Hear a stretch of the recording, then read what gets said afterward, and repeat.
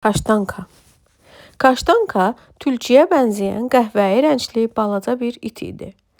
Bir gün o, sahibi dülgər Lukanın dalınca gedərkən izdihamda yolu azdı. Kaştanka 2 saat küçələrdə var-gəl etdi və çox qorxdu. Axşam düşəndə o bir evin qapısı ağzında büzüşüb qaldı. Qəfildən qapı açıldı və oradan naməlum bir adam çıxdı. Bu adamın sirk ustası olduğunu Kaştanka hələ bilmirdi.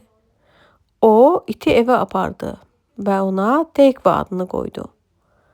Evdə Kaştanka başqa heyvanlarla da tanış oldu. Burada bir qaz, bir pişik və bir dəcəl meymun yaşayırdı.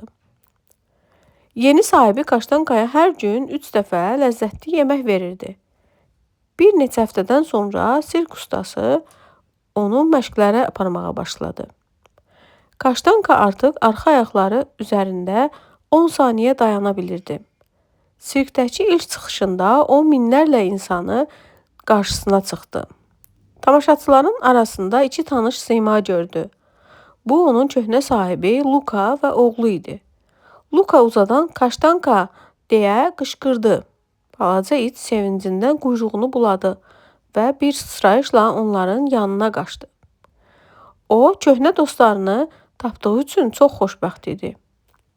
İndi o yenidən dülgərin emalatxanasında yaşayırdı. Hər gün taxta qırıntılarının qoxusunu duymaq onu sevindirirdi. Kaştanka sirkdəki parlaq işıqlarını artıq xatırlamamağa başladı. Onun üçün doğma ev hər şeydən əziz idi.